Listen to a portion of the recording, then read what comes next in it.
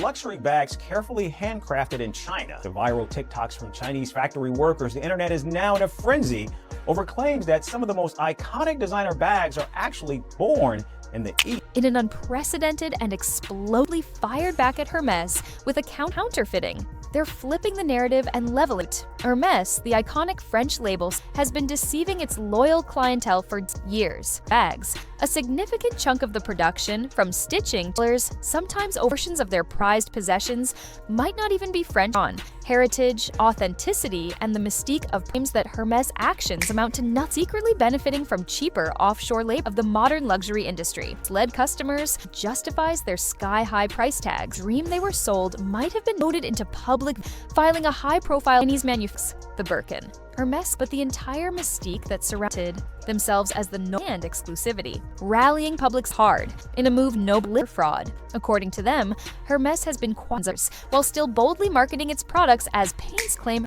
Almost finished bags from China factories, back to their own factories, and just do the repackaging and logo installing, something like that. The Chinese supply behind product. Bags are from Sitong Handbag in Dongguan City, Guangdong Province. It's a factory specializing in handbags for 54 years, and it produces 80% of the world luxury bags. Put the finishing touches on a Kelly, the most difficult bag to build. It starts with 30 distinct cuts of leather and can take 20 hours to complete, 4 hours for just the handle. There are no manuals or cheat sheets. Artisans rely on their training and muscle memory to make every bag. So Hermès has put out a response to China, and they have like a video in a factory sort of showing people trying to show that they're actually the ones who are making the bags in a factory somewhere in France. Spent over $100,000 of my own money dissecting luxury bags, cutting them open, analyzing every stitch, every layer. Why?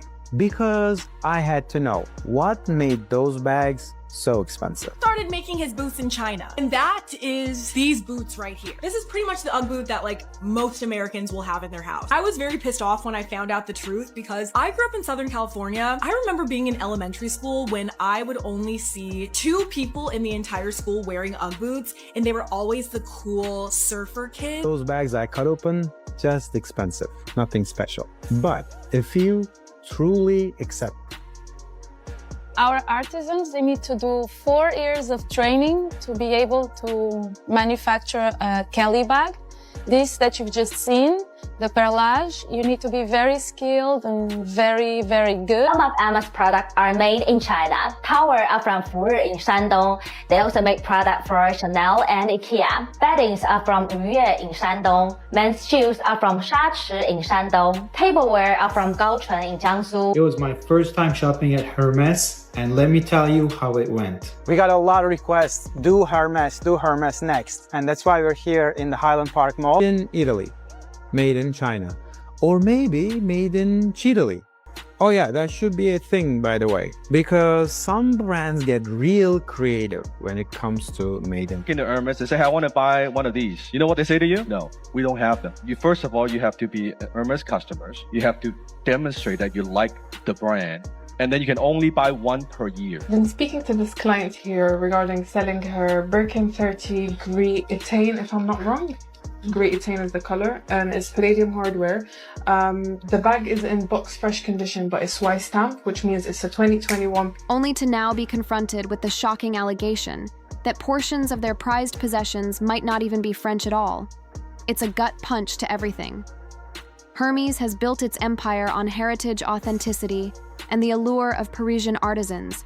The countersuit claims that Hermès' actions amount to nothing short of consumer fraud, painting a picture of a brand that capitalized on romanticized French imagery while quietly benefiting from cheaper offshore labor. If proven true, it doesn't just undermine Hermès' reputation.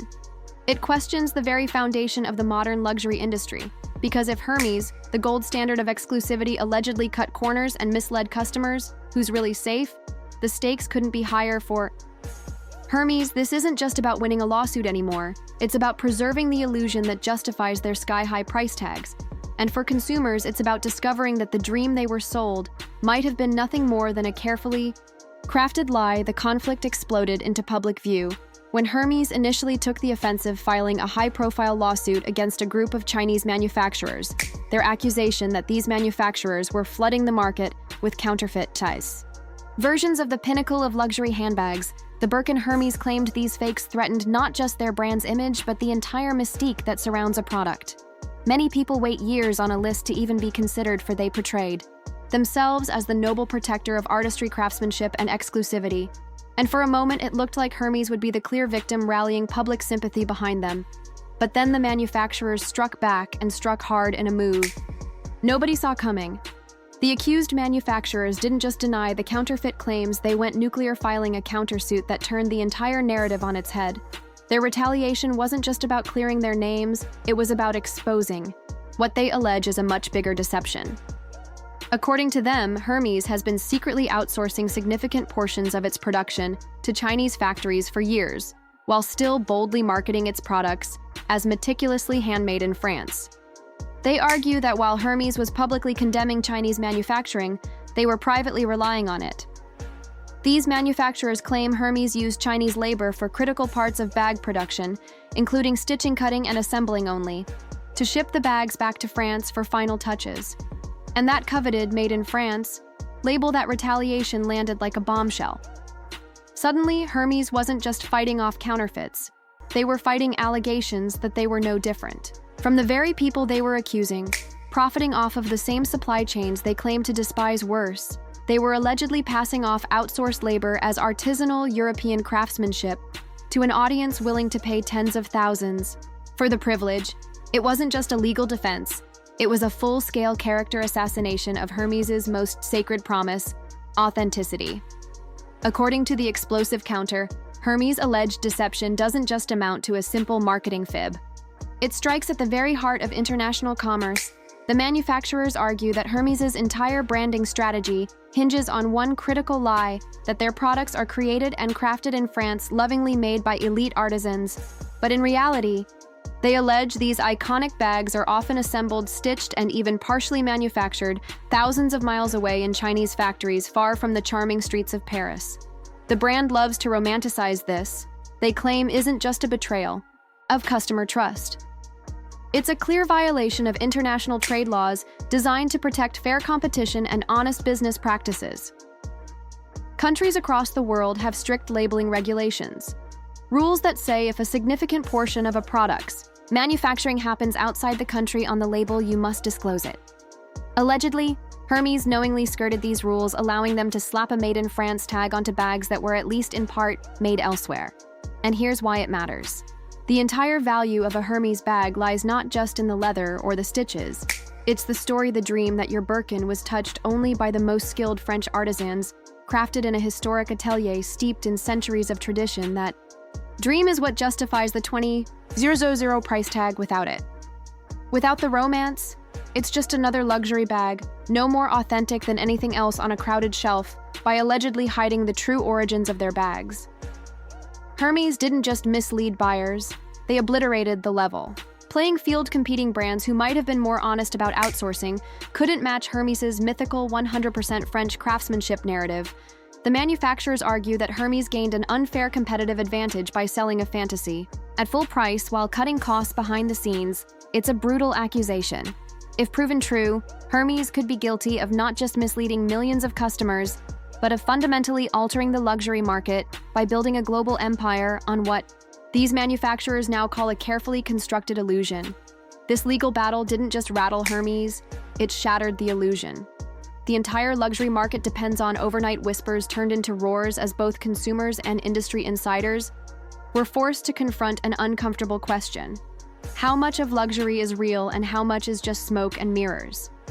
The countersuit against Hermès cracked open a vault of suspicion that had been quietly brewing for years. If the most prestigious brand, the one hailed as the last guardian of true craftsmanship, was allegedly bending the truth about its products.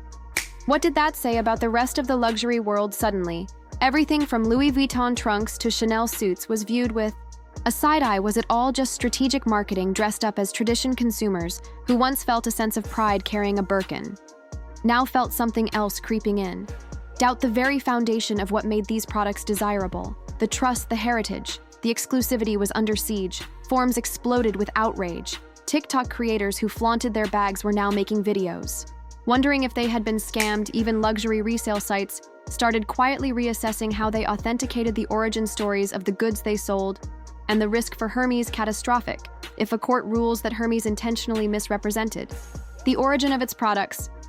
The brand won't just face minor fines or a slap on the wrist. They could be staring down massive financial penalties, a tidal wave of class action lawsuits. And worse than all of that, the total implosion of their brand's reputation. Hermes isn't just selling leather and thread, they're selling a myth, a centuries-old narrative of French mastery, artistry, and privilege. If that myth dies, so does the justification for charging $20, $0 for a handbag that may have roots far from French soil. The fallout could be brutal. Plunging sales, plummeting stock prices, global boycotts, and the permanent stain of scandal that no amount of rebranding could ever erase, and it wouldn't stop. With Hermes. Because if one luxury titan falls, it sets a terrifying precedent. Other brands with murky manufacturing practices could suddenly find themselves dragged into the light, forced to disclose exactly how luxurious their supply chains really are. The entire industry built on a shimmering illusion of perfection could come crashing down like a house of cards. Public reaction has been swift and critical. Many consumers feel betrayed by the possibility that their expensive purchases may not be as authentically French as advertised. Industry experts are also weighing in, debating the ethical implications of outsourcing production while maintaining a facade of exclusive craftsmanship. Legally, the case hinges on whether Hermes's labeling practices constitute fraud, and whether the company has intentionally deceived consumers about the origins of its products. The outcome could have far-reaching consequences, potentially leading to stricter regulations on product labeling and greater transparency requirements for luxury brands beyond the courtroom. This lawsuit challenges the very notion of authenticity in the luxury fashion industry. If a brand as prestigious as Hermes is found to have misrepresented its products, it could erode consumer trust and prompt a reevaluation of what constitutes genuine luxury. In conclusion, the countersuit filed by Chinese manufacturers against Hermes not only exposes potential inconsistencies in the brand's practices, but also ignites a broader conversation about transparency and authenticity in the luxury market. As the legal proceedings unfold, the fashion world watches closely, aware that the outcome may redefine standards and expectations for luxury goods worldwide.